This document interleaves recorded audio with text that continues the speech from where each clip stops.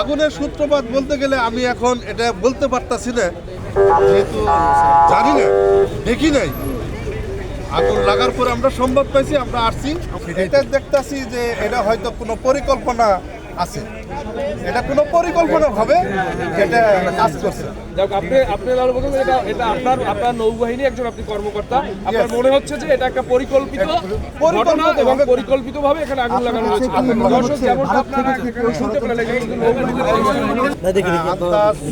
আমরা করেছি ভিতর থেকে লেগেছিল, আমরা আন্দাজ করতে পারছি একটা রুম থেকে লেগেছিল, রুম থেকে লেগে ওখান থেকে দ্রুত স্পিডে এখান থেকে আগুনটা সরে গেছে।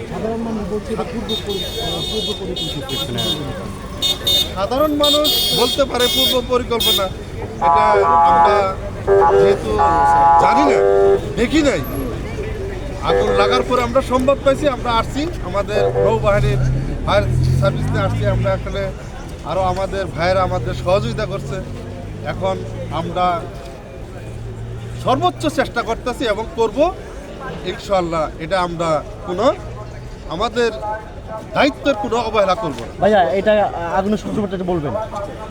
আগুনের সূত্রপাত বলতে গেলে আমি এখন এটা বলতে পারতাছি না, কারণ যখন আমরা রাত্রে সংবাদ পাইছি তখনটাই আমরা সংবাদ পাওয়ার সাথে সাথে আমরা চলে আসছি আমাদের ফায়ার ব্রিগেড নিয়ে। এখন কোথায় থেকে সূত্রপাত হয়েছে এটা আমি বলতে পারতাছি না।